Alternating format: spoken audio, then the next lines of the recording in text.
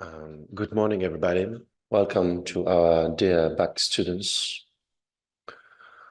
I'm Mr. Bram with you.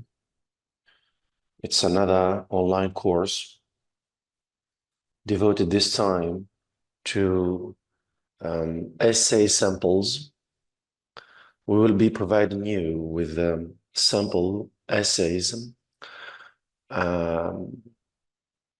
main topics dealt with or that you are going to find in your national back exam. And I hope that this course, again, will be of great help to everybody. We will just deal with very frequent topics. And these are essays that are made for you, and they will show you how to argue, how to present your arguments in a very coherent and efficient way. Again, I'd like to notify you and also to invite you, please, to participate and to ask me any question if you just don't understand a word, a structure, or anything.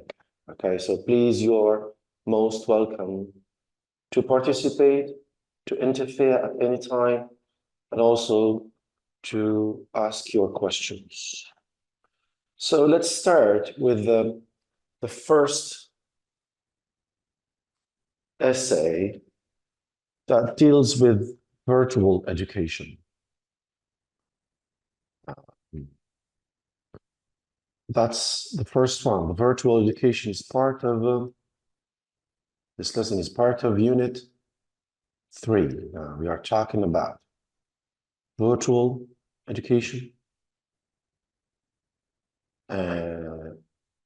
e-learning, cyber schooling, or the online education, all right? So as I said, that's part of Unit 2, Education Matters. Now, the essay. We will just read together this sample essay, and you just need to follow me. If you even have spare sheets of papers, please, we need them. Use your pens and just follow me. I will show you how to extract main ideas from these essays. Now, let's read together.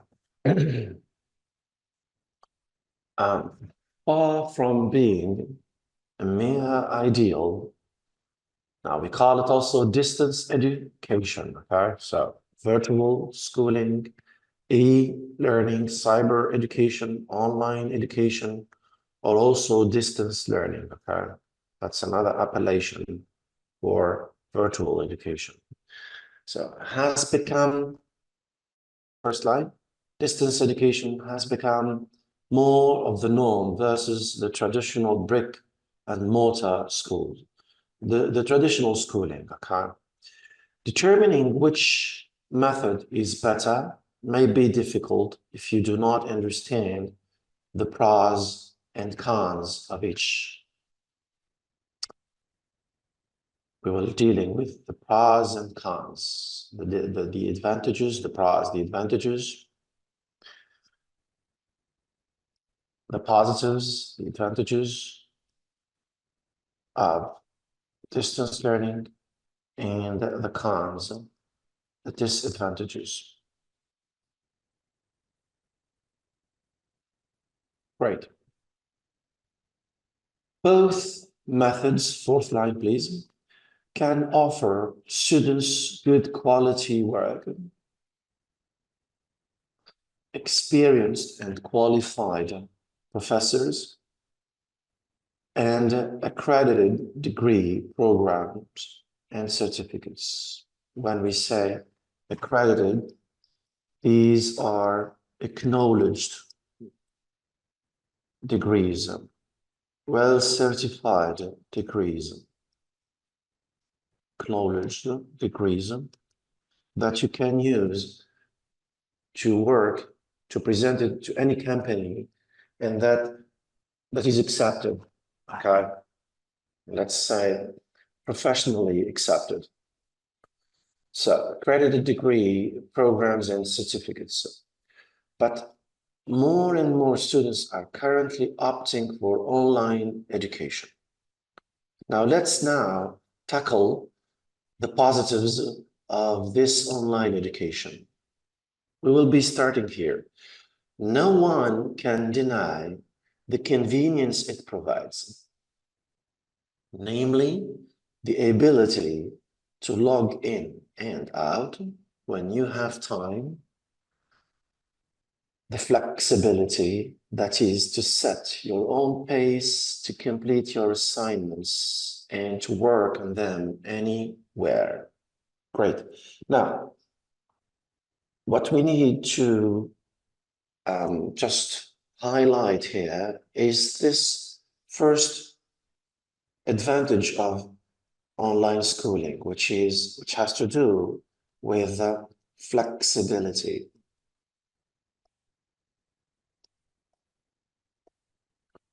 Now, what do we mean by flexibility? As it is explained here, it's to log in and out when you have time and at any place. Okay? That's log in and out at any time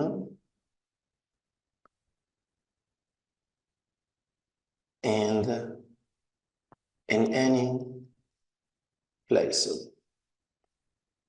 So that's connecting, logging in at any time, whenever you want, and in any place. This is wherever you'd like to work, okay? That's flexibility. You can complete your assignment at any time, anywhere. So all you need is just an internet connection. Good morning, Linda. As I said, please, if you have any question, you are most welcome. I continue. So you just need the internet connection. We shouldn't forget to mention the availability. What do I mean by that?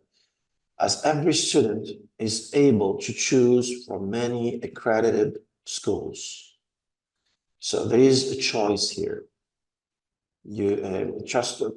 I want to raise your attention to the point that specifically in Europe, they have the availability of different online schools there, okay? So they have the choice to choose from any accredited school to study there, okay? So this is the other advantage, which has to do with availability.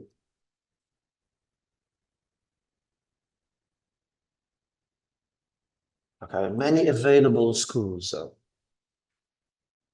That's the second advantage of studying online. The third one now, it's being cheaper.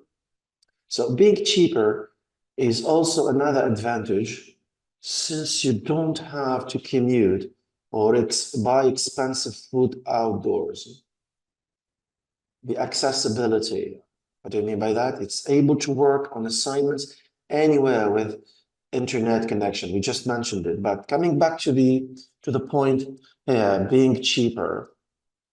Now, it's cheaper than commuting to and from schools, thinking about what to eat, the food outdoor, thinking about what to wear, okay? So you don't need school, no uniform. Not thinking about what to eat, all right, etc. Okay. No need to think about your transportation fees, etc. So here, as I said, it's being cheaper. You don't think of the uniforms, uh, not thinking of what to wear. No worry, no worry about food or what to wear, okay, every day, etc. That's of course cheaper than commuting to and from traditional schools. However, so if you just use this linker of contrast, however, we move now to the other side of virtual schooling. This side, the disadvantages of virtual learning. Let's read together now. Not all that glitters is gold. Not anything that shines or that is bright is gold. Means each thing on this planet has its positives and negatives here. Just like here, the virtual learning does have its cons. The first disadvantage of traditional schooling, it's this no face-to-face instruction. First one, no face-to-face interaction or instructions.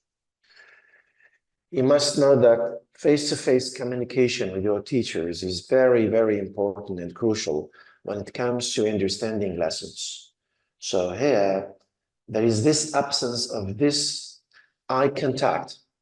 So when we say no face-to-face, that's absence of eye contact with the teachers. So no eye contact. And not only with teachers, but even with your classmates. Okay. You might be learning things from your teachers or even from your classmates. So no eye contact with teachers or your classmates. There is absence of face-to-face communication, of eye contact with teachers and classmates. That's the first disadvantage of studying online. Next one here has to do with no social interaction. No social interaction. You'll just be cooked in your room, studying alone. So there is no social communication with classmates normally that you find in traditional schools. No that social interaction with administrations, with teachers, etc. Okay. But somehow being introverted if you study at home, homeschooling or online schooling. There is that third one, which is the little support.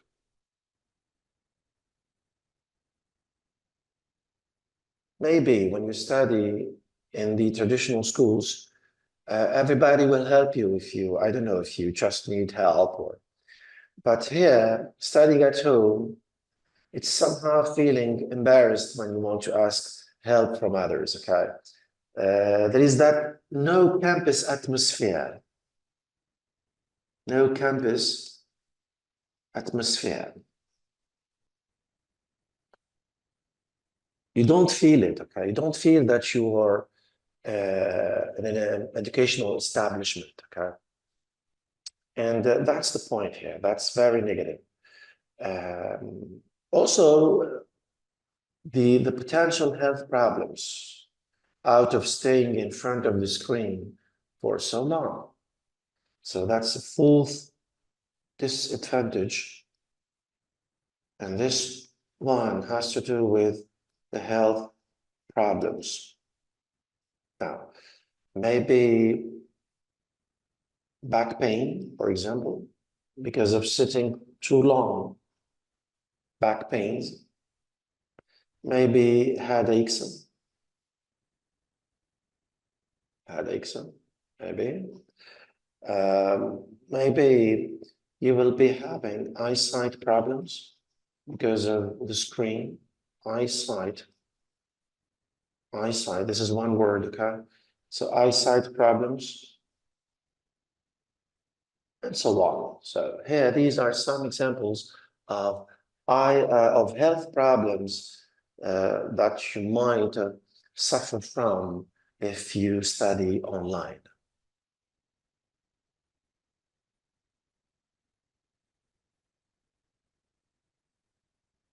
Let's now conclude this first essay about online schooling.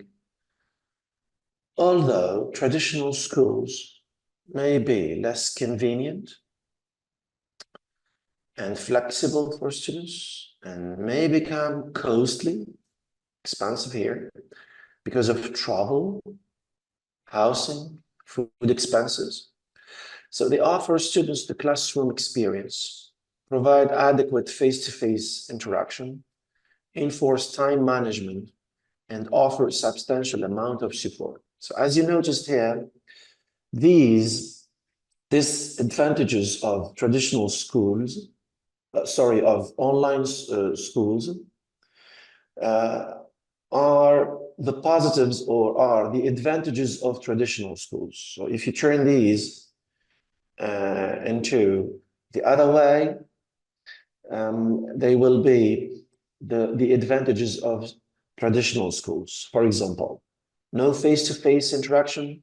In traditional schools, you will enjoy that face-to-face interaction. You will enjoy that eye contact with teachers. If you just want to defend traditional schools, there is that social interaction. There is that little support, that strong support, not little support, from your classmates, teachers, etc. There is that campus atmosphere, that sense of belonging to an establishment. Now, also health problems, I think we are not sitting for a long time on our desks in schools, in traditional schools. All right. So less health problems in the traditional schools. So that's in case you will be having the positives or the advantages of the traditional schools. I think the idea of the advantages and the drawbacks of traditional schooling is clear. So please, if you have any questions about the first sample essay, you are welcome.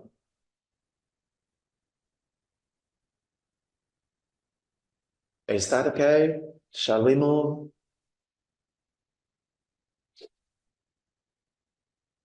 Great. All right, great. Moving now to another topic, which is also related to Unit 2, Education Matters, and this one is the lifelong learning, or also what we call the adult education.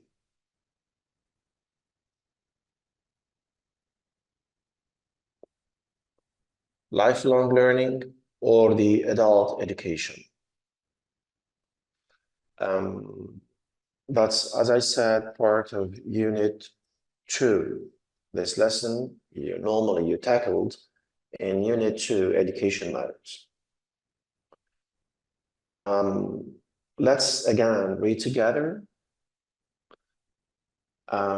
Nowadays, please, if you just need or want to read, please go ahead, okay? I need volunteers to read, okay? Anytime, go ahead. Now, nowadays, we may frequently hear of terms such as further education, distinction education, and college for the elderly. The elderly, these are the old people, okay, in our daily life.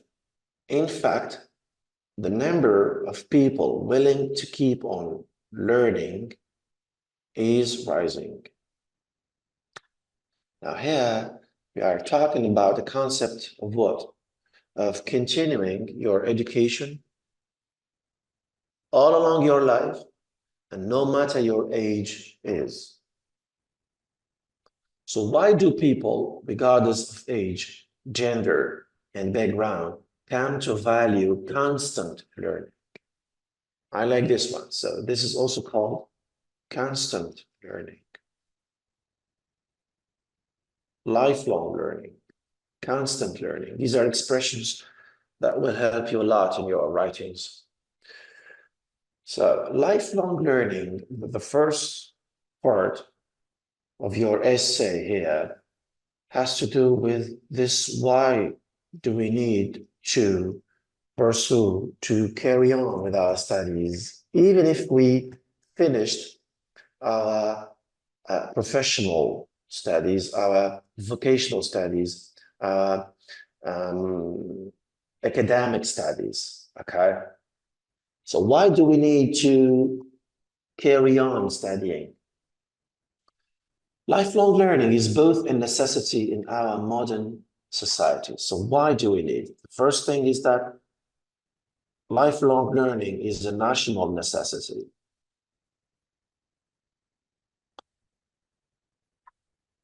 We need to produce a well-educated society, okay? And an inner need in everybody's life. It's an inner need in everybody's life. You need to be conscious of the fact that when you study, it's for yourself, not for getting a job or for vocational purposes. I mean by vocational, professional purposes. Okay, get rid of that idea of professional purposes, and just study for yourself. Okay, so inner need, have that inner, that inside need in your life, that you need to improve your skills, your knowledge for yourself. Okay.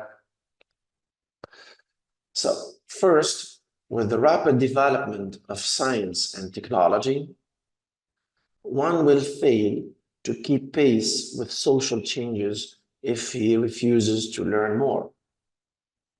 So you will fail.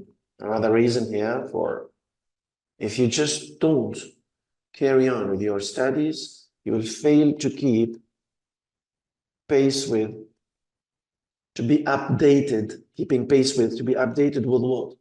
With the social changes in modern societies. All right. Of course, if you don't carry on with your studies.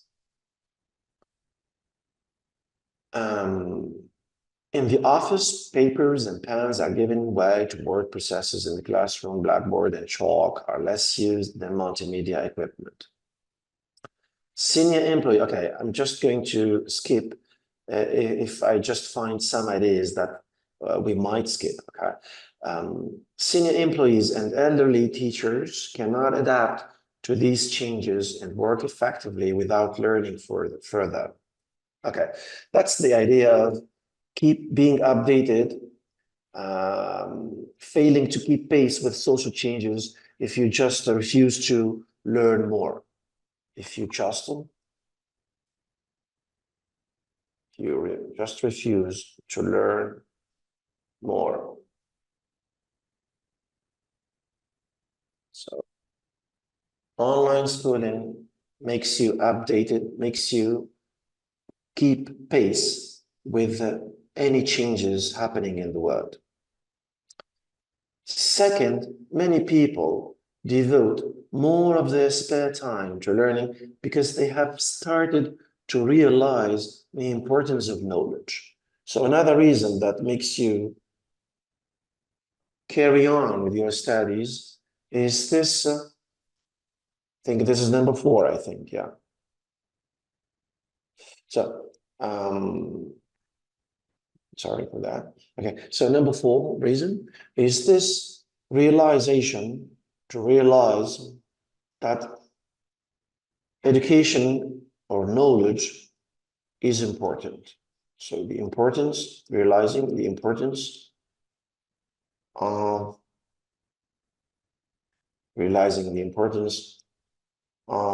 knowledge, realizing the importance of education. All right, that's another reason that makes you carry on, makes you pursue your education, as I said, for yourself, not for any other purpose. Great. Moving on now. Let's continue reading. It is knowledge that equips man to fight against challenges from the outside world. Of course, knowledge is power. It is knowledge that enables people to be more competitive in bitter rivalry for success. As I said, knowledge is power and makes you competitive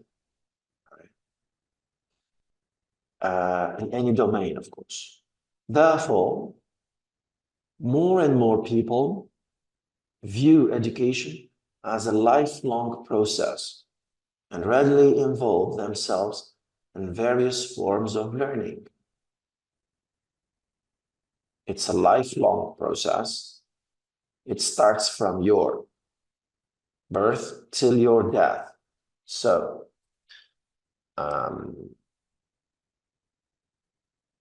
adult education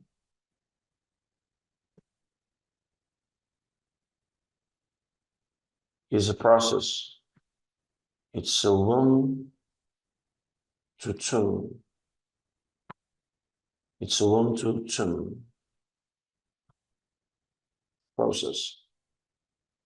What do you mean by this expression, womb to tomb? This is education has to be from the cradle, from the moment you are born, cradle, the moment you are born, till the grave, till the grave, the place where they will bury you, okay? From the cradle till the grave, or from moon to tomb. Also, the place where we put the dead bodies. What do you mean by that? Very simple, adult education or education in general has to be from your birth till your death. It's a non-stop process. All right? Finally, yet importantly, the last paragraph here, please. A number of people keep on learning simply because the activity itself is an enormous fun. Okay, number 5 reason that makes you enjoy that adult education is studying for fun. It's an enormous fun.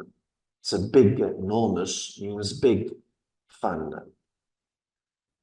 Maybe it's a way of entertaining also yourself and keep busy.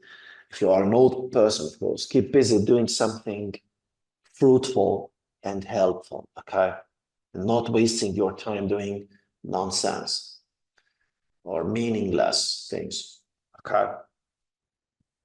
So that's the last reason that pushes you to study all along your life, to enjoy this adult education, also to bear in mind that education, learning is a lifelong process. So, please, any question about adult education?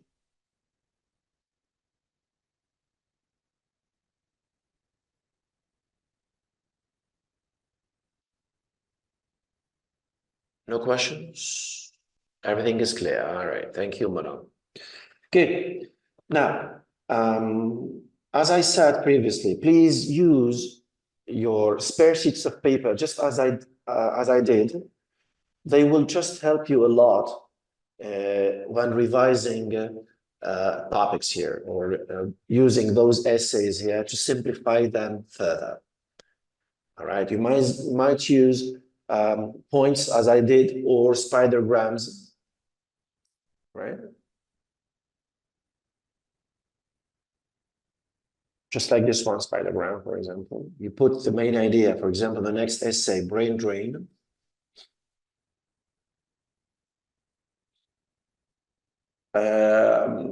And you just put the main ideas here so that you will, the image or the picture will be clear, okay? That will help you a lot in your revisions.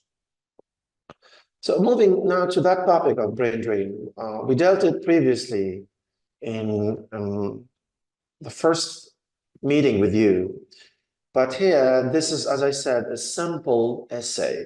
Okay, we'll just see that topic of brain drain in a ready-made essay here. Let's read it together.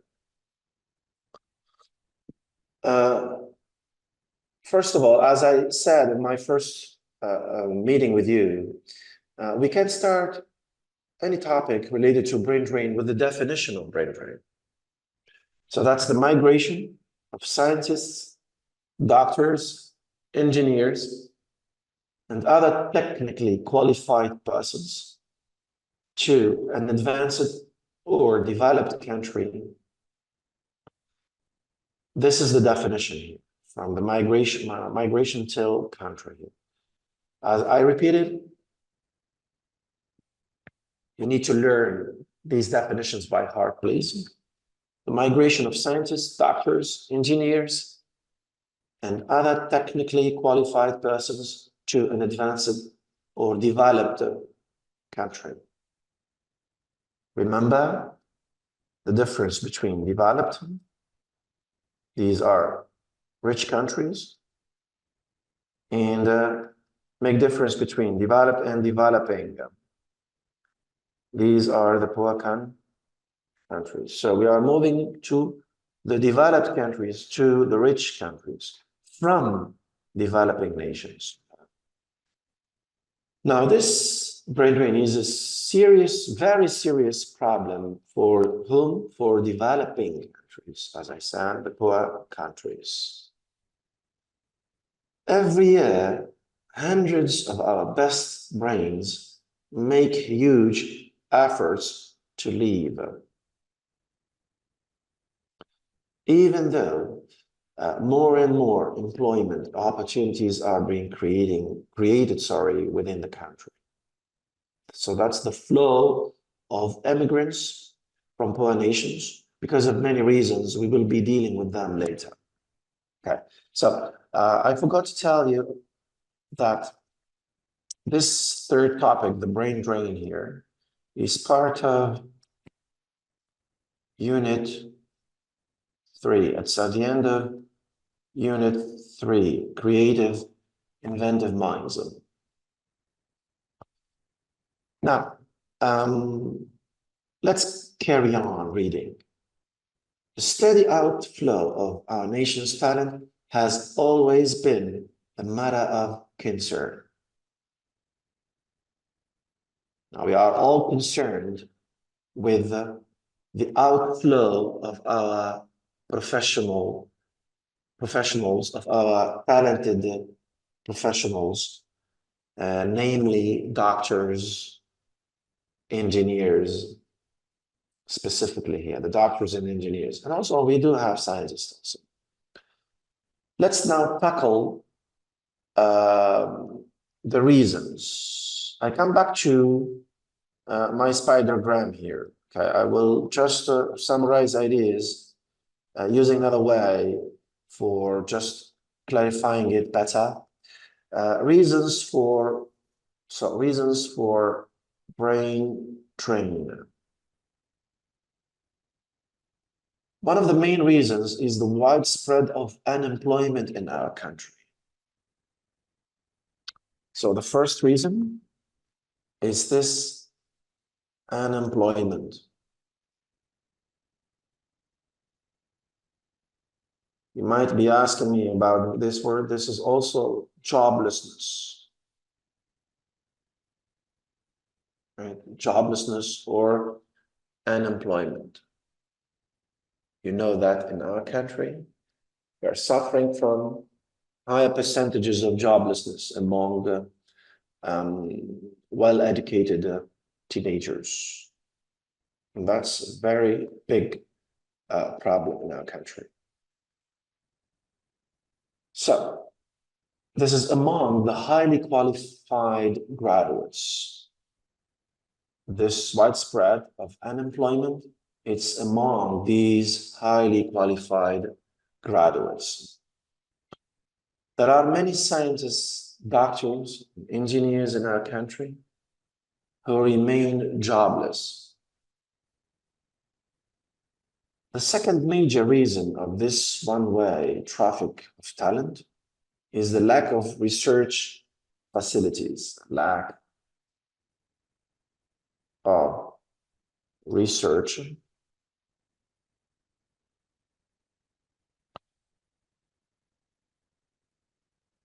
lack of research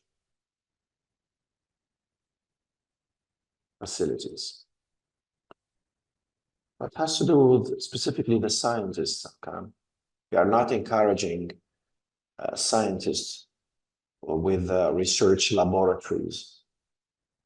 Okay, so they cannot improve their talents. But on the other side, if they go to Europe or America or Canada, they will find what they need. So many of our best students go abroad for higher degrees or for research work. And once finishing their studies, they are no more willing to return home. Of course, if you are a scientist, finding laboratories, finding good working conditions there, you will never think of returning home. The reasons are obvious, namely the better conditions of work. So we make difference between these two reasons, which are push factors. These are push factors. And now we move to the pull factors here. Here, the better conditions of work. Why do talented people move to those rich countries? Because they will find better conditions of work.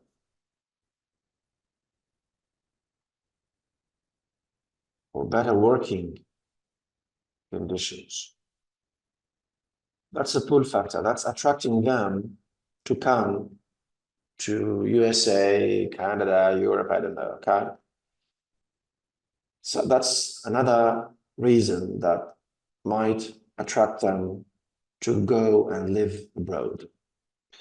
Also, the higher standard of living, higher standard of living. That's also another pulling factor. That's another reason that encourages them to go live there. Those countries lure. What do you mean by lure?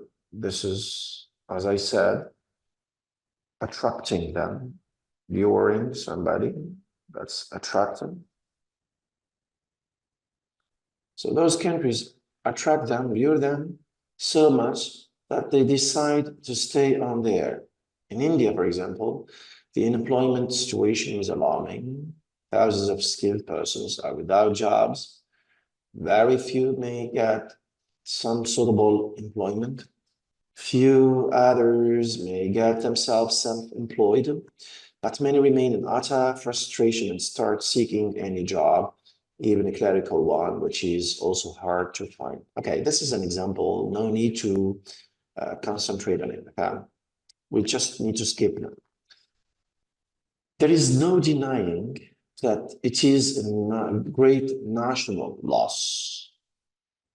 Brain drain is a great national loss. Loss, this is a noun from the verb lose. But what can we do to prevent it or attract those who are already in foreign countries? As far as the status and condition of work are concerned, we can improve the situation to the level acceptable to them. So as you noticed here, we are moving to the solutions here. We are dealing now solutions to limit or to put an end even to the phenomenon of brain drain. So the first one, improving the situation here. If you are a well-qualified person, a professional one, you need to be given incentives, encouragements to stay here. Okay, so we need to improve their situation.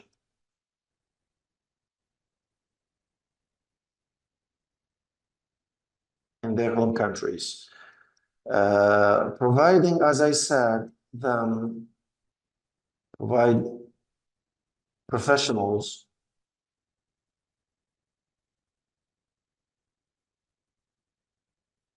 with many incentives. Now, I just re-explain that word incentive. Incentives are in the form of pay rises, good salaries, decent houses, okay?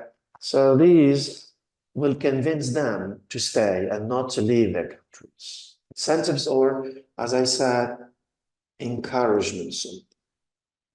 It's something that encourages you to stay, that's it, okay? That's another solution to the brain drain phenomenon.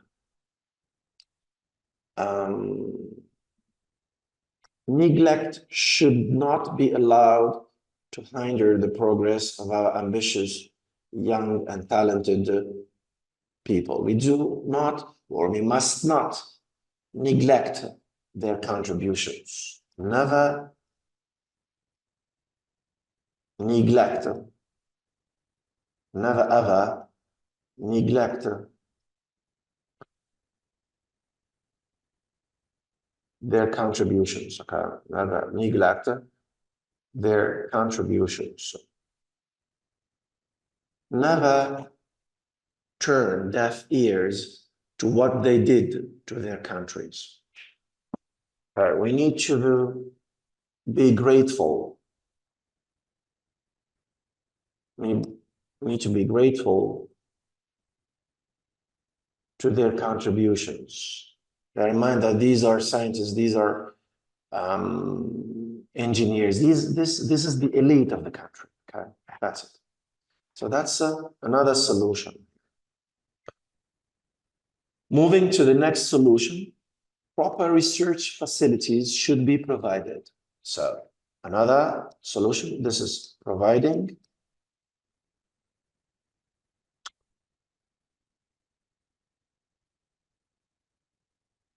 okay, let me just put it here.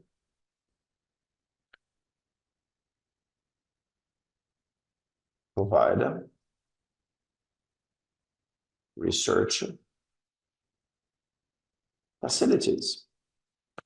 If you do have scientists who need laboratories, why not equipping them with these facilities, okay?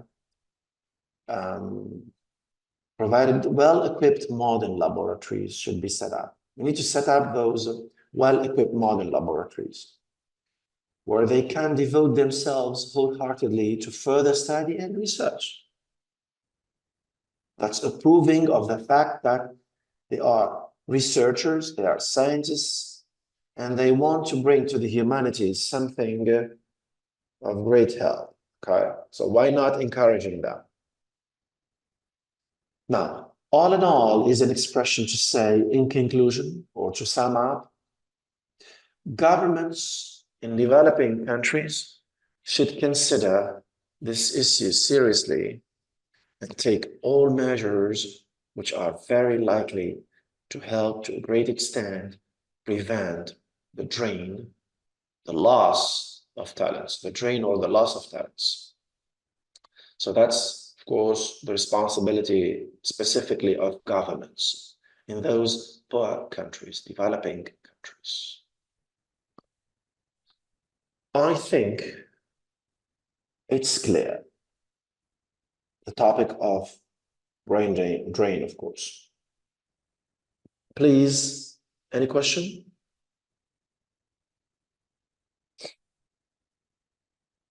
Any question related to the topic of brain drain here?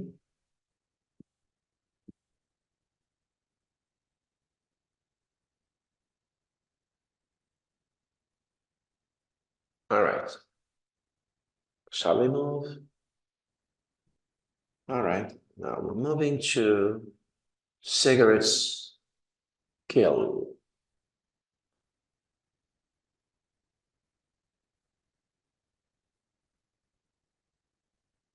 Now the theme related to smoking. That's a sample essay number 4, smoking.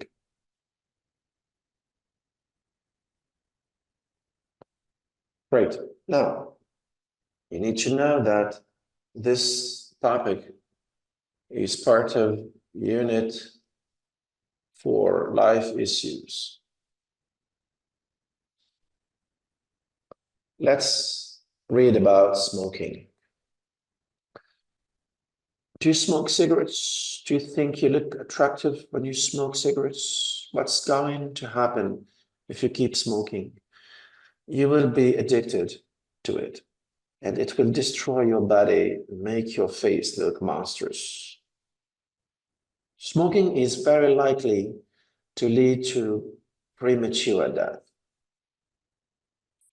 So we need to focus the first part of our essay here on the health hazards, or let's make it clear, drawbacks of this bad habit, generally speaking. As it is said here, that's leading to premature death.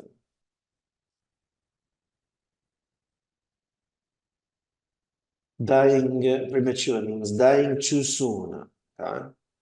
Before the normal age that any person might live.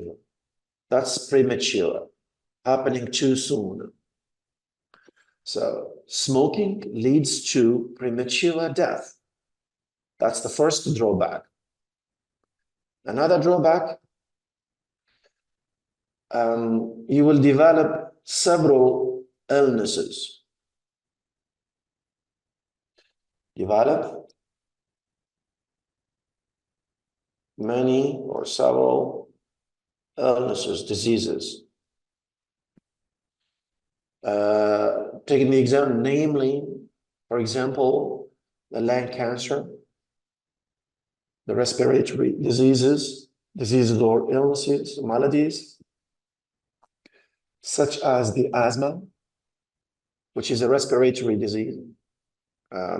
So it's a respiratory problem, bronchitis, heart attacks, and strokes. These are different examples of diseases that a person might have if he or she smokes them. Now, you might ask me about the word strokes. Stroke, that's a sudden, serious illness when blood is blacked. Blood is blacked, that's a stroke. It causes heart attacks. All right. So these are the main drawbacks of course, we do have other drawbacks like uh, people who smell bad, have bad smell, they do have bad smell because of the odor of the cigarettes, uh, not tasting food well.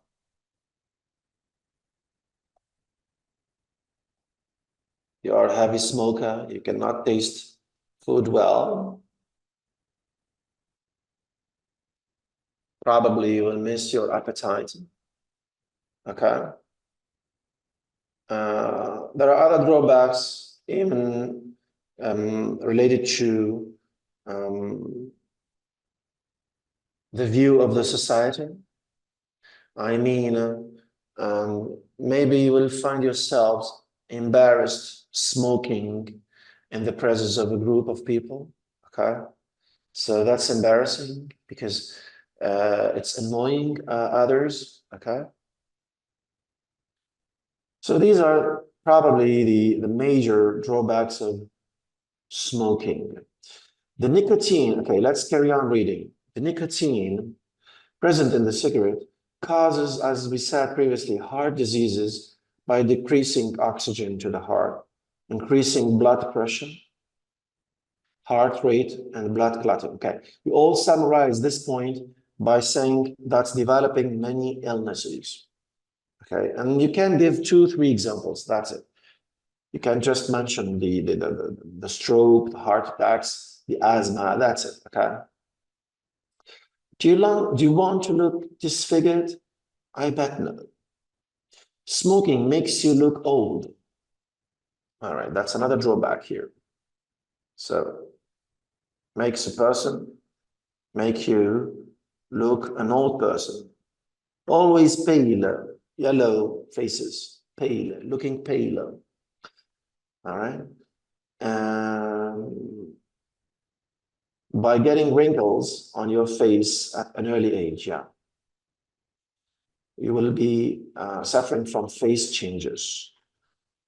You will also have full breath, problem in your breathing, and your nails, fingernails, would turn yellow, even your two nails.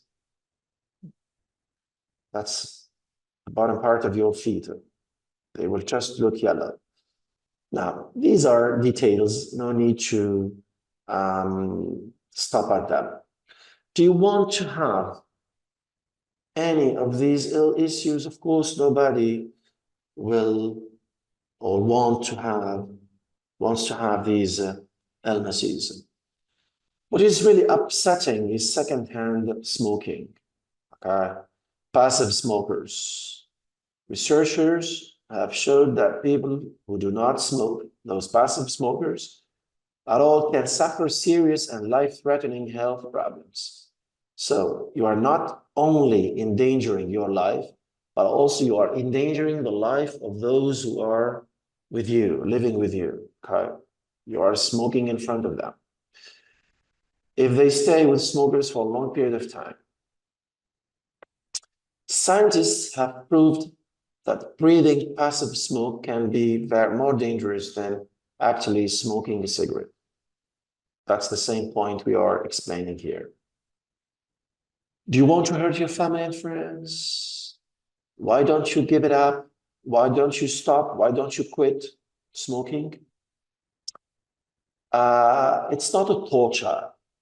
It's not a punishment here to quit smoking. All you need is determination and family support. So we move to another point here.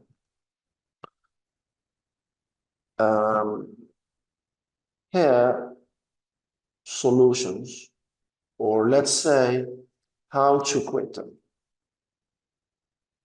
How to quit them. Let me put it in the middle better. Okay. How to quit smoking. As it is mentioned here, you need that determination.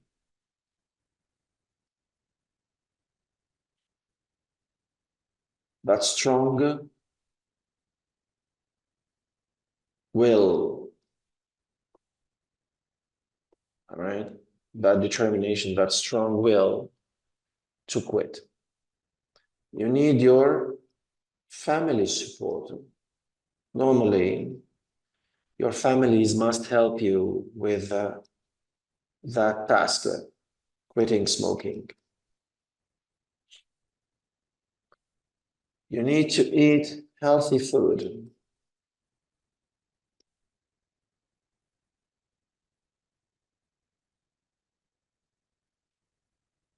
All right.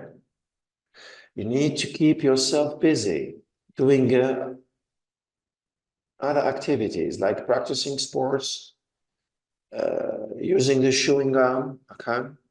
Why not? That's another solution. Okay. Practicing sports. Um, Keeping busy. I don't know. Just avoid the reminders. Also. Like the ashtrays. Yeah. Avoid reminders. The ashtray where you put the smokes of the cigarettes, okay? So you need to avoid also staying in the cafe or drinking coffees. That's also another reminder of smoking. You need to avoid these places, okay? You will notice the difference that will make in your life, that this will make in your life. So why not ban smoking?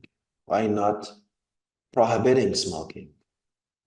Not only does it drain your purse, your wallet, place where you put your money in, okay? And it ruins your body, but also the non-smoker's health. Many activities are banned in public places just because they are annoying, such as playing loud music. Loud music does not kill anyone, but smoking does. All in all, to conclude, smoking is a health hazard since it endangers everyone's life. Here, I want to add something else on how to quit smoking, and which is crucial. It's having, I think this is number one solution here. It's having the desire, okay, to quit. That's primordial. That's number one. You need to have that desire to quit. So avoiding reminders, keeping yourself busy, doing other activities, eat healthy food, the family's support, having the desire, and that strong will, that strong determination to quit. All these are solutions on how to quit smoking. Please, again, if you do have any question, go ahead.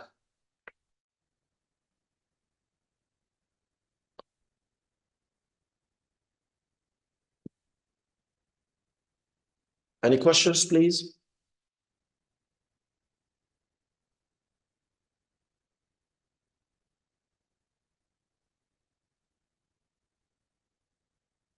Everything is okay?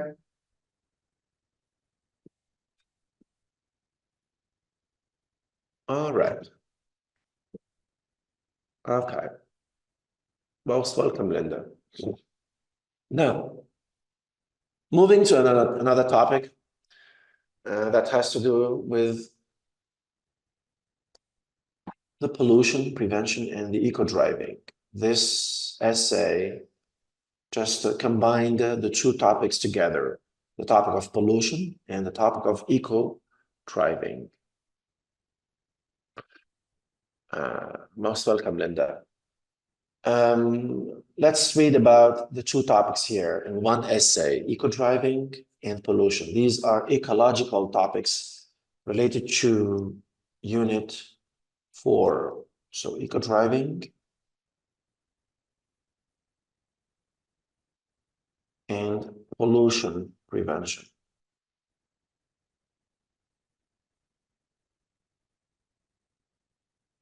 As I said, these are part of Unit 4, life issues. Great, let's read. Pollution prevention, also known as P2, happens when people change their plans, practices. Okay, I'm going to be faster, reading faster, because some ideas we don't need to stop at, okay? And habits in order to reduce the generation of pollution and waste at the source, instead of trying to clean it up after the fact. Pollution prevention also includes activities that protect natural resources. What's the purpose of pollution prevention? It's protecting natural resources, for example, the trees, the water. Through what? Through conservation or more efficient use of resources. The key to environmental support is thinking globally and acting locally. That's an idea you might start your essays with if you've ever had that topic. So think globally and act locally. You, as an individual, you need to make an action. You need to act. Pollution Bar is about making smart choices, both in what we buy and in how we use products. It involves looking at the causes of waste and pollution and figuring out how to prevent them. Okay, let's tackle now the issue of eco-driving. Using your vehicle less. That's pollution prevention. Use your vehicle less. If you don't need, if it's a short distance, you don't need to get out your car from the garage. You just have to walk or use a bike or riding bicycles. Okay? Pollution prevention also, this is keeping your car, your vehicle well maintained. What do you mean by being well maintained? You just need to check the water, you need to check the oil, you need to check the tire pressure. This is the maintenance of your car. That's also pollution prevention. Properly, disposing of fuels. Fuels, these are the substances that we burn to make our vehicles work or function or move. So disposing of fuels and oils. Using public transportation, that's another way to pollution prevention. Use public transportation.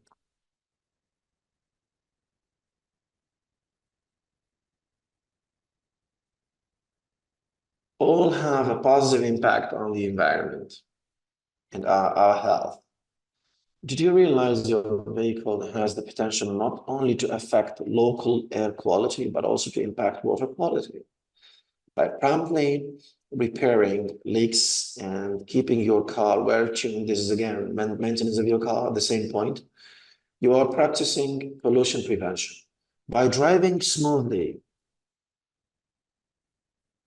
that's another way to pollution prevention. Drive smoothly and sparingly. Now you might be asking, ask me about the word sparingly. Sparingly means using very little of something. Here, using very little of your oil, of your fuel, okay?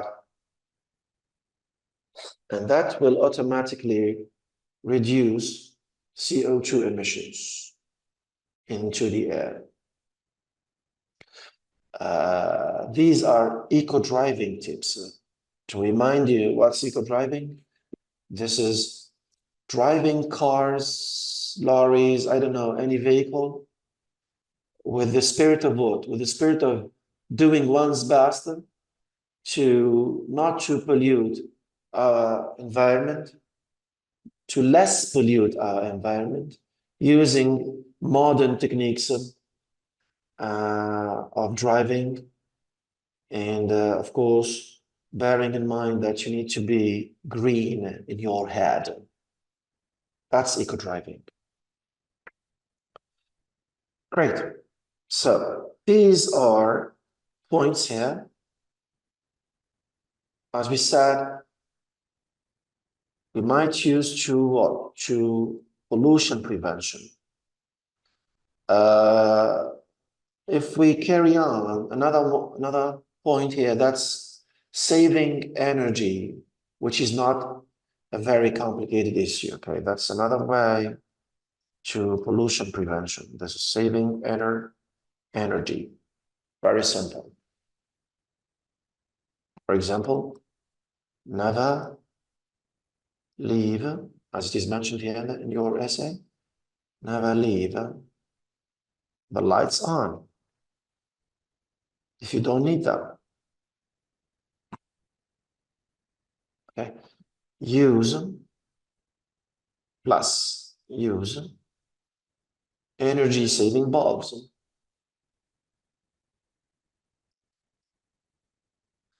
You know that there are economical bulbs.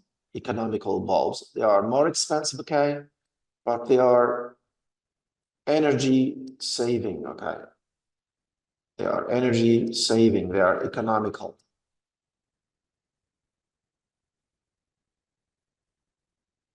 Avoid leaving appliances on standby position, your TV, for example. And applying economy programs for the washing machines. These are examples, many examples. Okay, you just need to have 1, 2 examples. That's very enough. All right. Now, in short, to finish this essay, everyone is required to do his bit, his part, and contribute to persevering our environment. That's eco-driving, that's pollution prevention. We just summarized the points here related to this essay in this spare sheet of paper here. Okay, that's, as I just want to remind you, that's how you can revise to your lessons using these points, spidergrams. They are of great help to you. Okay.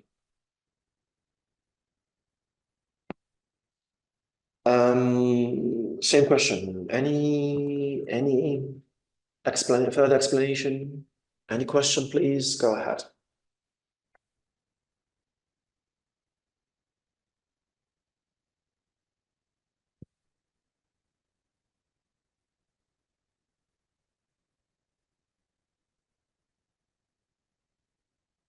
Okay.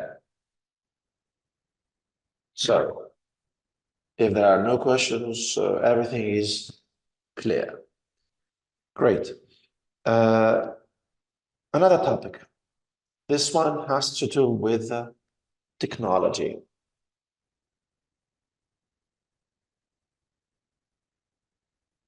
So that's topic number 6.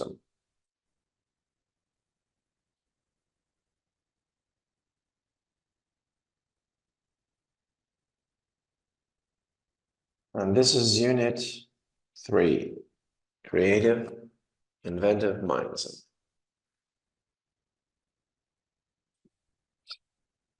Okay, now let's read about that topic of technology. It was once said, necessity.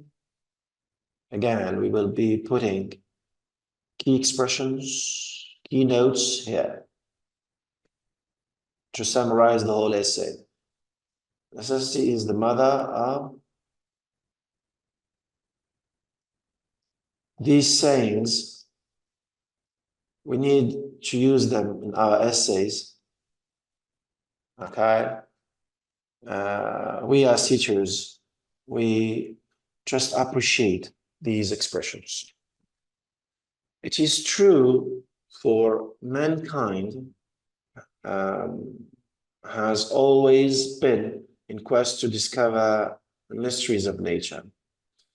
In fact, the desire to invent started as early as the beginning of humanity. Then came the great inventions in the 19th century when man discovered new energy. Okay, I'm going to read faster. These are details. The steam engine was a turning point in the history of the technological progress. When Bell invented the telephone, 1876, distances were shortened and communication between people became at hand. Needless to mention how the computer and the internet have made the world a global village. So the achievements are so numerous and we find it difficult to cite them all. Nevertheless, it is necessary to mention how the medical successes helped people fight diseases and handicaps.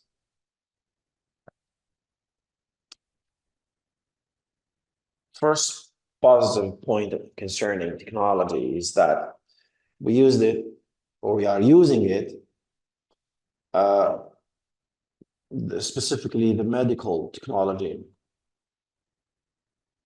use it to fight diseases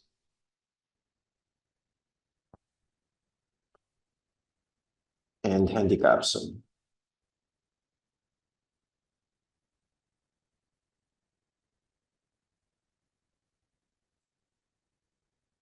By diseases and handicaps. That's one of the positives of technology. Moving on. Nowadays, thanks to the technological development, a surgeon can carry out distant operations. Organ transplantation has become an everyday work. Besides, genetic engineering will enable man to live healthier and longer. Another positive, another advantage of this technology, it's that it enabled man to live, if you are fighting diseases, etc. So that's enabling us to live healthier and longer.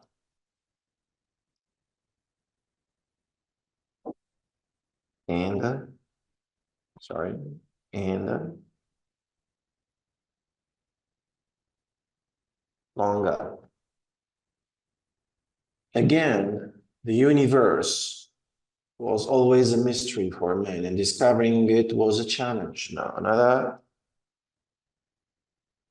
advantage of technology is that it has enabled us to discover the universe. That's the impact of technology, which was a challenge for us. Now we are thinking of possibility of life on other planets, all right? Thanks to technology, we are thinking of exploring other planets and why not living there? This dream may be one day coming true. It is a challenge, and the challenge is the nature of it, of man. It's a human nature. Okay. Let me add, apart from the arguments used in that essay, I just want to ask you, why not telling me about other advantages of technology? Think, please. Think of other positives, other pros of technology. There are plenty. Can you suggest one?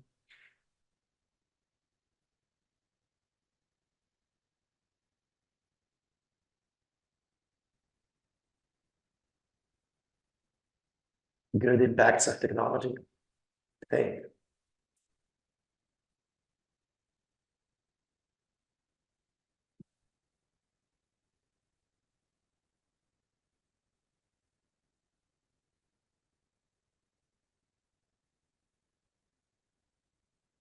Why not mentioning this? Shortening distances. Technology has shortened distances. Bear in mind the use of vehicles, of the trains, of the planes, okay? Of course, we do have many advantages concerning our topic here, technology. But what you need to have in mind always, as I mentioned that previously, is this 3 to 4 arguments in your essays. All right. 3 to 4 arguments, it's fair enough in your essays. Great. Now, any question about this essay, sample essay technology?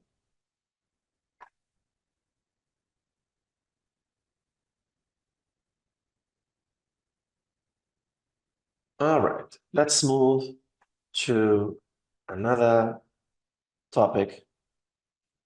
And this one has to do with the country life versus the city life. I think that's number 7 or 8. Okay, no problem. 7. Now, country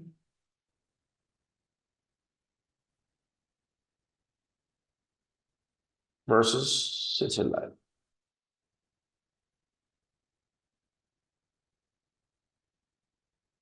Please don't be confused with the word country. We say country life, that's life in the villages.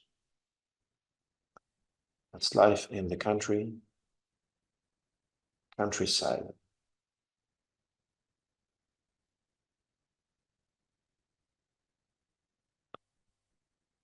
That's the rural life. That's the rural life. So the rural life versus the city life, okay? This topic, you dealt with it in unit for the last unit, life issues. Let's discover that sample essay. Would you rather live in the city or in the countryside? That is the most difficult question to answer, because each of these two lifestyles has both advantages and disadvantages. Living in the country is healthy. So, as a subtitle here, benefits of country life.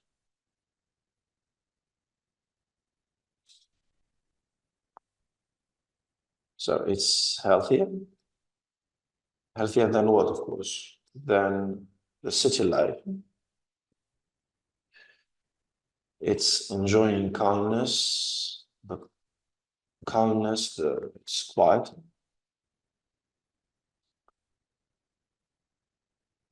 Enjoy calmness. It is perfect for people who want to live a peaceful life. Perfect choice. It's a perfect alternative choice for people who want a peaceful life.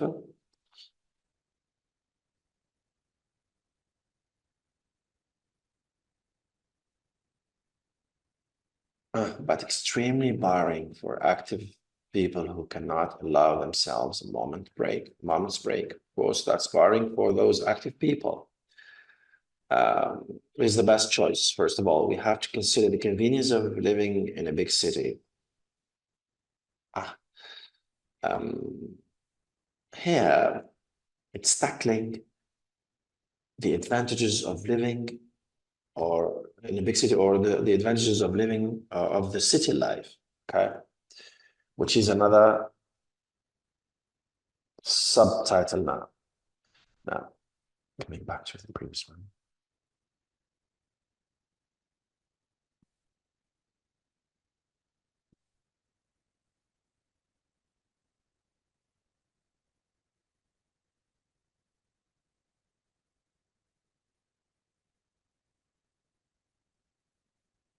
So we will be putting both advantages, the advantages of the country life as we just dealt with them, and now the advantages of the city life, the benefits of here, the benefits of city life. Now, all services people usually need are mostly spread. So the first one, this is availability of services.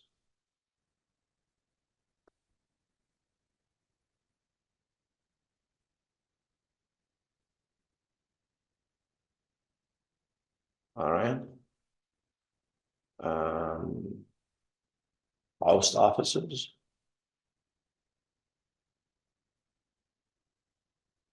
banks, schools, hospitals.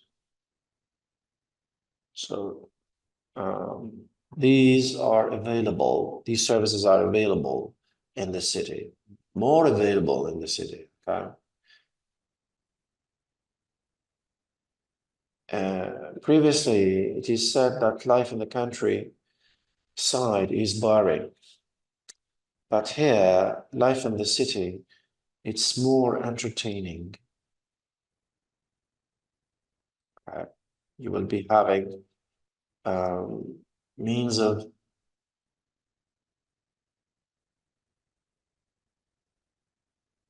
entertainment. Okay, it's more entertaining. Okay. It's not that boring because you might have parks. I don't know. You might have cinema where to go to. You might have go to the malls. In the city, you will find these. Okay, malls, cinemas, etc. Okay, so that's more entertaining. Life in the city. We carry on. So you can get all you need in a short time and quicker than in the suburbs or small towns. Okay. Of course, in the life in the city provides you with good housing conditions. That's another one which is not mentioned in this essay. I mean here, good infrastructure, okay? Well-equipped houses, electricity is there, water, sewages there, okay? This is good infrastructure you will find in the city. Maybe you will not find that in the country life. However, a big disadvantage of cities is the hustle and bustle. Of course, here in subway, in the buses, we are suffering, especially in Tunis, the capital city, we are suffering from this hustle and bustle. That's making us move in a busy and careless way. This is because of the presence of the crowd, okay? That's annoying us. We have a lot of people in one place. That's hustle and bustle. It is very hard to find a peaceful corner to stay if you want to relax in the open air. Another disadvantage of city life is this privacy. You will not enjoy privacy if you just look for a place where to relax. I don't know.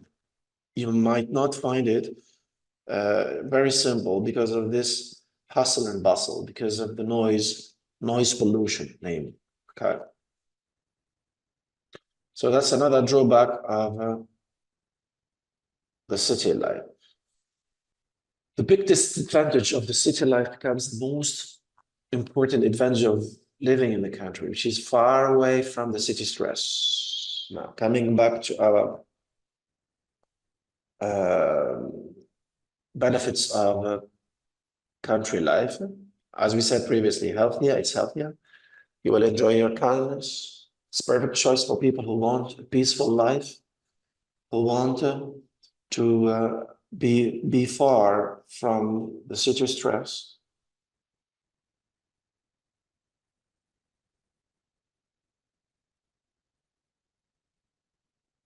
Okay, from the mass, be far from the mass. Now, what do you mean by the mass? Here, the chaos, the disorder that you find in the city life. So, country life provides you with all these benefits. Also, another benefit of the country life is the air quality, which makes you or helps people live longer. So this is very good or very good air. And also, let me add this one, and also water quality. Water quality in the country living is rated as good if it's not very good. So these are the major benefits of the country living, where places are very distant from each other and there aren't enough public services. So both country living and city living have their disadvantages and their benefits. So the right choice to take depends on you. So that essay, I think, it has summarized all the benefits and the drawbacks of both country life and city life. Okay, so here are the benefits, for example, of the country life. If you just turn them negatively in negative form, they will be the drawbacks of the city life. For example, if it's healthier, country life, if it's healthier, now a life in the city, it's unhealthy. Here, if you enjoy calmness in the city, it's noise pollution. Here, if it's a peaceful life, there it's not peaceful. It's boring. It's annoying. It's stressful. Yeah, city stress. So it's stressful. It's messy. The last point here: if it's very good water quality or air quality in the country, now in the city it's bad air. It's less good air and water qualities. Okay, so those arguments, if you turn them negatively, they will be the drawbacks of the city life. Similarly here, the benefits of the city life, here, if you just turn them negatively, they will be the drawbacks of the country life. For example, here, the availability of services in the city, it turns to be absence of services in the country. Here, number two, if it's more entertaining, the city life, in the country, it's boring, more boring. Okay, no cinemas, no malls to go to, etc. If we enjoy good infrastructure in the city, it turns to be so bad infrastructure in the villages, in the countryside. I think it is very clear. Do you have any question concerning the topic of city life versus country life?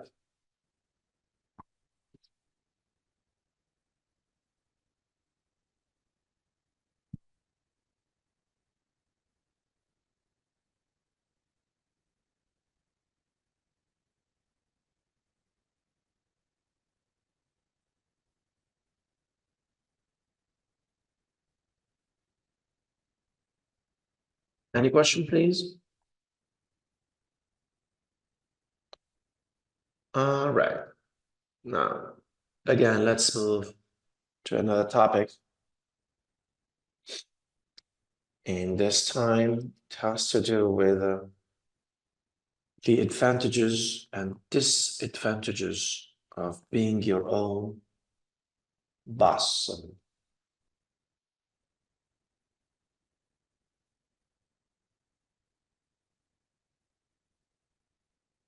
That's staff management, one of the lessons in unit 4, the last unit.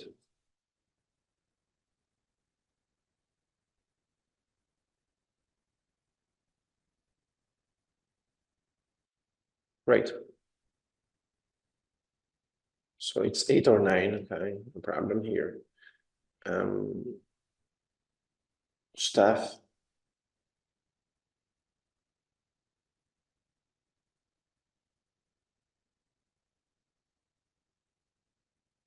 As I said, this is unit 4. Let's read. Have you ever considered becoming your own boss, being an independent person, having your own business?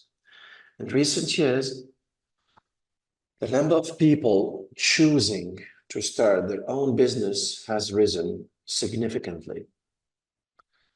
Many claim that this is because more and more people are no longer content, happy to work for someone else.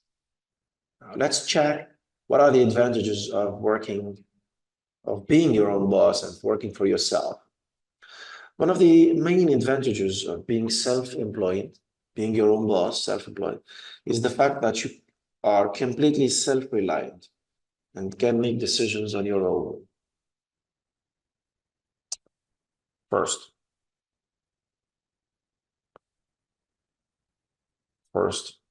advantage here, this is being completely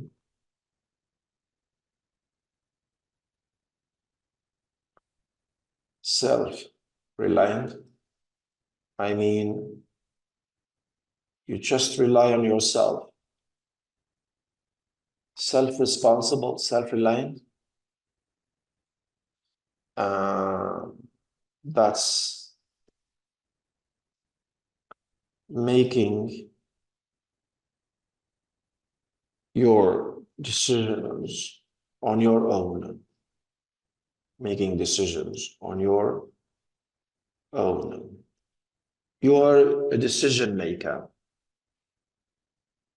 This can give you a great sense of freedom. So you will, if you are a self-employed person, if you are starting your own business, that will give you a great sense of freedom,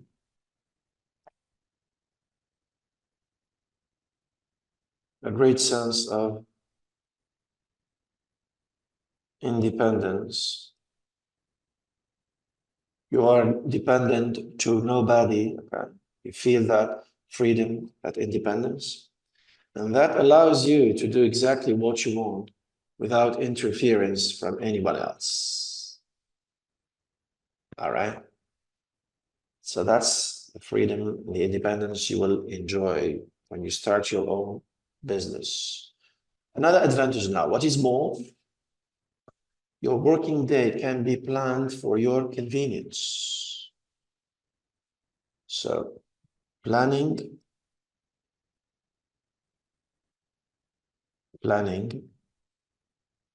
your working day.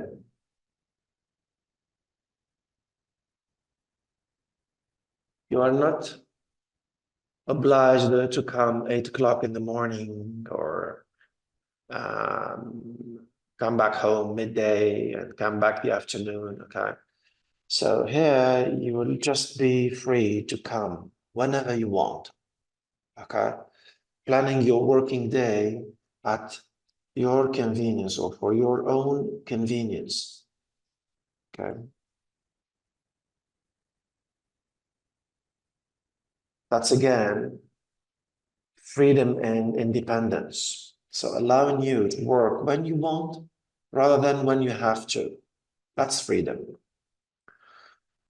Finally, if your business, sorry, is successful, people will know that you alone should be given the credit. What do you mean by that? Another advantage of being your own boss, being self-employed, is that you will gain recognition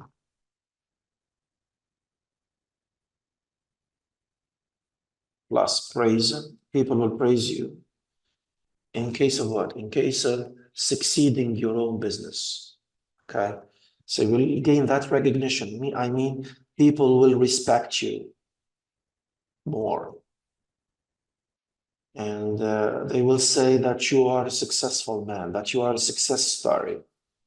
And that's praising you, okay? Giving you gentle compliments. Okay, so you gain that public recognition if it happens to have a successful business. That's another benefit of being a self-employed and starting your own business. However, there are disadvantages to being your own boss.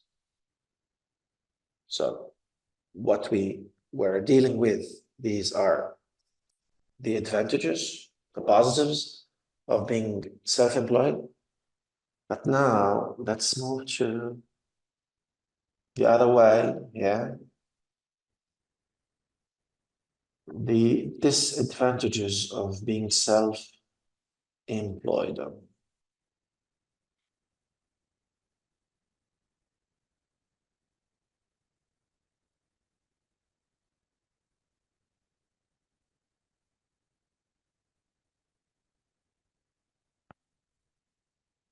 However, there are disadvantages to being your own boss. Before continuing reading, let me just make things clear to you. In your national back exam, the essay particularly, you don't need or you are not allowed to mention both sides, okay?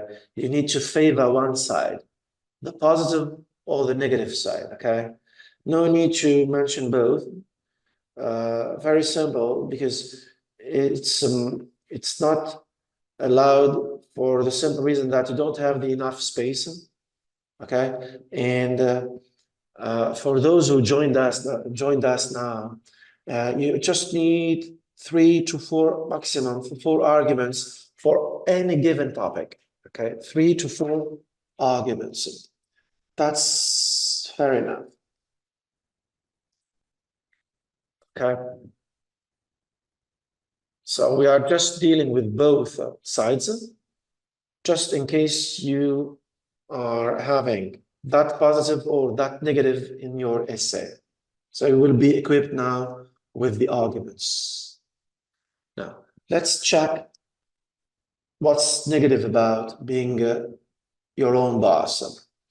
Many self-employed people said that to build a successful business, you have to be prepared to work long hours.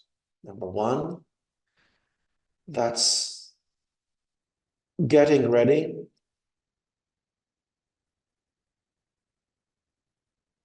work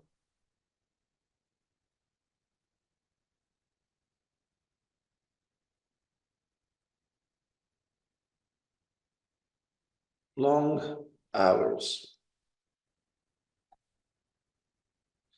So that will be a big sacrifice. You'll sacrifice your personal life. If you work long hours, this is at the expense of what? At the expense of enjoying your family life. Okay? You will not enjoy it if you work long hours to make your business succeed. So you will sacrifice your family life.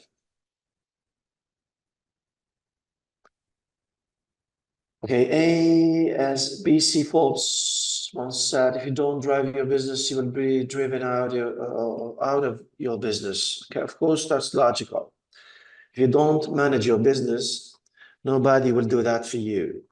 Moreover, 96 government study found that over a quarter of the businesses run by self-employed people failed within the first 2 years. What do you mean by that? We need perseverance, a lot of hard work, and a long breath. What do you mean by that? If it happens to start your business in a bad way, I mean, if it doesn't show signs of success at the beginning, you don't have to give up.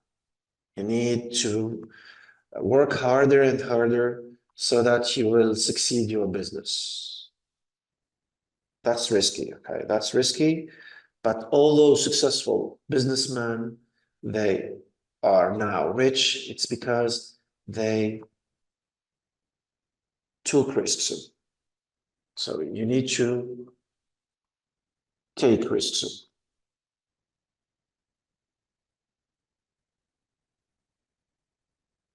It's adventurous. It's daring to, I don't know,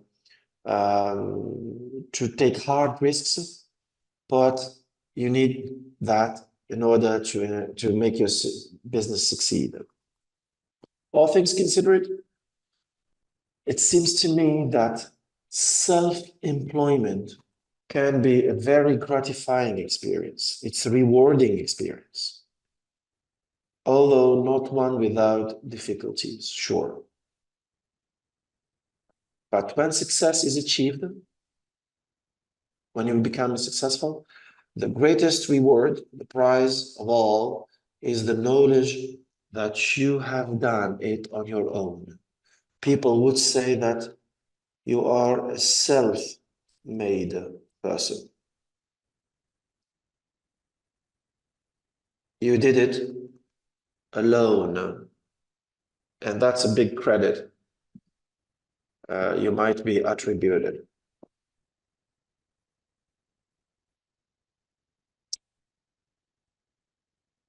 Please, any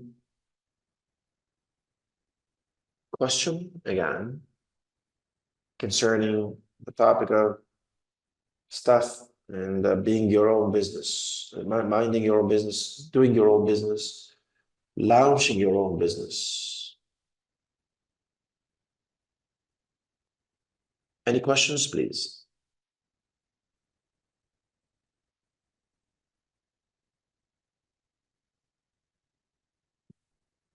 Great. We move to another topic. This one, pay attention. Many of our students don't pay attention to it. It's part of your program. It's part of Unit 4, one of the last lessons of your textbook. And this has to do with attitudes and values.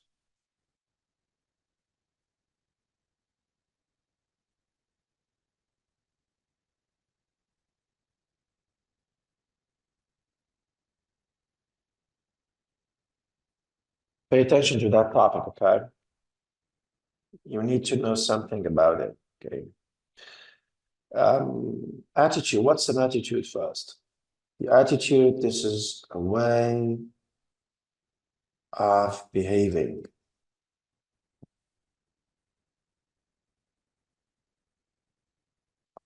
Normally,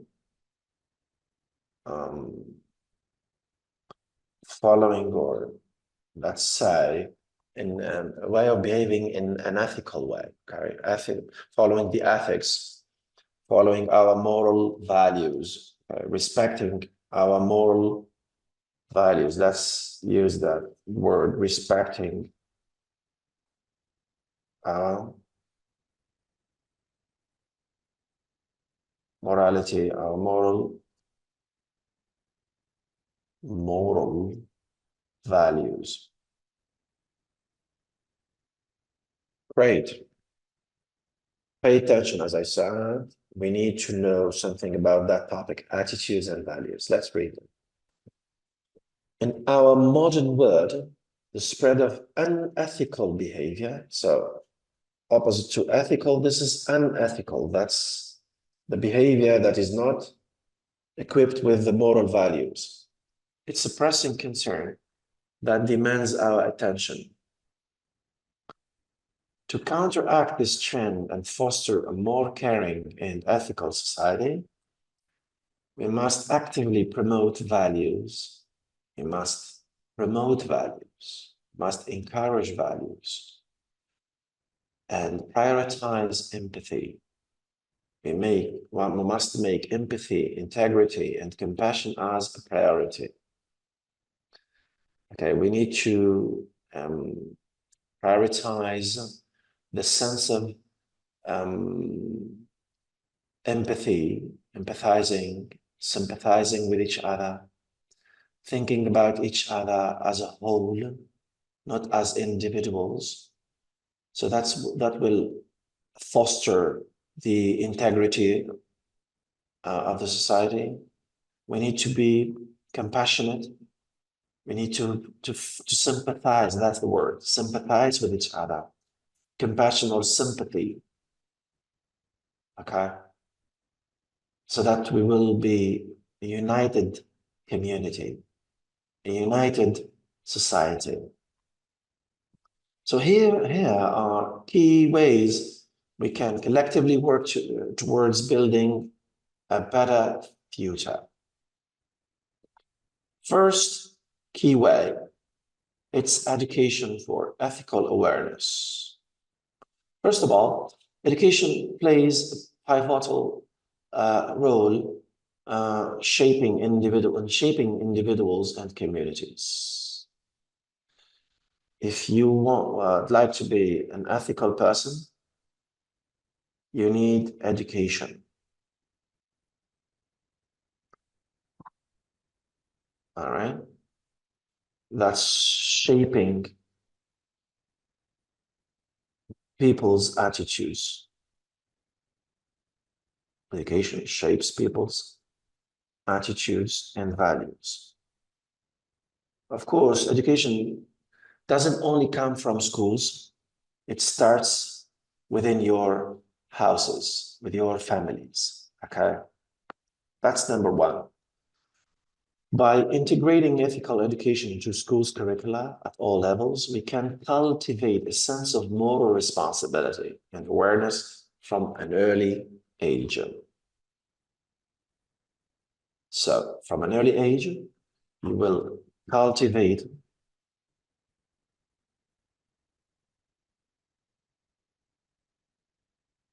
we will reap, word for cultivate, reap what here? A sense of, if you educate your kids, of course, as a teacher or as a parent, you will just reap a sense of moral responsibility. Your kids will be morally responsible, okay? And they will be aware from an early age. From an early age, that's indispensable. This can involve teaching empathy, ethical decision-making, critical thinking skills, encouraging open discussions on ethics. That's education here. Promoting the exploration of diverse perspectives can empower individuals to make informed choices and consider the impact of their actions on others. Consider the impact of the actions on others. That's again education. Another key way to good behavior, to good attitudes, it's fostering a culture of kindness and respect. Fostering, that's encouraging culture, that's defending, that's a culture, that's improving that culture of kindness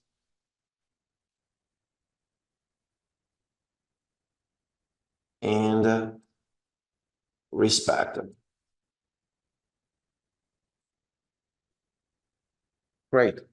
Now, building a caring society requires fostering, a culture that values kindness, respect, and inclusivity.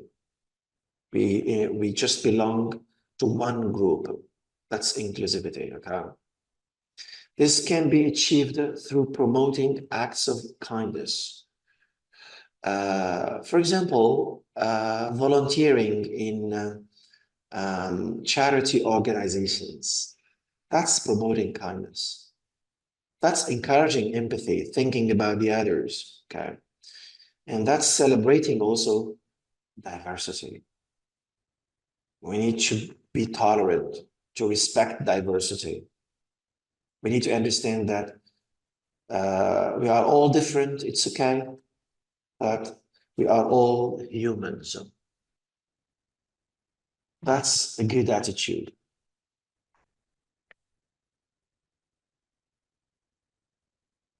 Organizations, community groups, and individuals can collaborate to organize campaigns, events, and initiatives that highlight the importance of ethical behavior and showcase positive role models. As I said, campaigns, volunteering, benevolence can be also a great solution to just educate our kids, practically speaking, educating them and teaching them how to be equipped with good attitudes.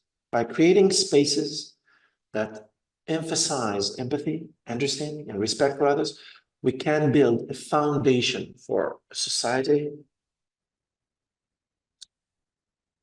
We can build a foundation for a society where ethical conduct thrives, where ethical conduct grows, flourishes. Building a caring and ethical society is a shared responsibility that requires collective efforts. It's not individual effort, it's collectively done. By embedding ethical education and promoting kindness and respect, we can instill values that prioritize the well-being of individuals and communities. So what's the main purpose of these good attitudes? It's the well-being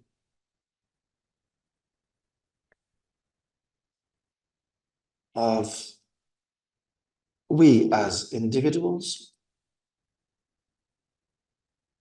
but also of our communities, of the well-being of our societies. So let us strive to create a world where ethical behavior is the norm, and together we can shape a brighter future for our future generation. So that's topic number 9. Attitudes and values. If you do have any question about that topic, please go ahead before just coming to an end to our today's lesson. Promising you, of course, to carry on with the other topics for in the next online courses, the next meetings with you, of course. So please, any question about topic number 9, attitudes and values? All right. Thank you for attending. I hope that this course has been of great help to everybody. So meeting you next time to deal with other topics of our national program, national program, and wishing you a good holiday. Thanks for attending. See you next time.